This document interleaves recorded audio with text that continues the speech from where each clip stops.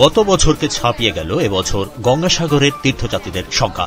প্রশাসন সূত্রের খবর, প্রায় 1 কোটি ভক্তের সমাগম হয়েছে সোমবার বিকেল পর্যন্ত।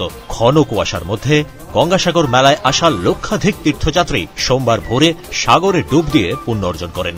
এদিন সূর্যের আলো ফোটার আগেই ভক্তরা ভিড় জমাতে শুরু করেন কপিলমুনির মন্দিরে। বিশাল জনসমাগমকে সামাল দিতে সাগর দ্বীপের চারপাশে বিপুল সংখ্যক পুলিশ মোতায়েন করা হয়েছে।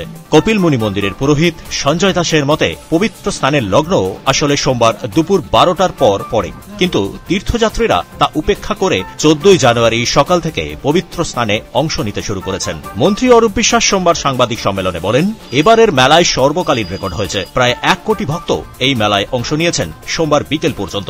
বিভিন্ন রাস্তায় লক্ষাধিক ভক্ত সাগরমুখী। তবু কেন্দ্রীয় সরকার একে জাতীয় মেলা ঘোষণা করতে পারল না। এবার গঙ্গাসাগর মেলায় 10,000-এর বেশি পুলিশ মোতায়েন রয়েছে। এছাড়াও রয়েছে বিপুল সংখ্যক মহিলা পুলিশ। অনেক ভক্ত অসুস্থ হয়ে পড়েছেন। এর মধ্যে 7 জন গুরুতর অসুস্থ তীর্থযাত্রীকে এয়ার অ্যাম্বুলেন্সের মাধ্যমে কলকাতায় নিয়ে যাওয়া হয়েছে। জেলা শাসক সুমিত গুপ্তা বলেন, গঙ্গাসাগর মেলা থেকে সোমবার পর্যন্ত 752 জনকে বিভিন্ন ধরনের অপরাধে গ্রেপ্তার করা হয়েছে। খুবই ভালো অনুভূতি, খুবই ভালো। আর প্রত্যেক বছর আসি, আর এই মকর শান্তির পূর্ণ এতে স্নান করাটা এটা একটা আলাদা অনুভূতি।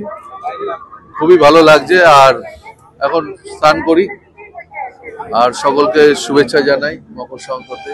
সবাই খুব ভালো থাকুন। সকলকে প্রণাম, শ্রদ্ধা, অনেক ভালোবাসা। ব্যুরো রিপোর্ট, পূবের কলম ডিজিটাল।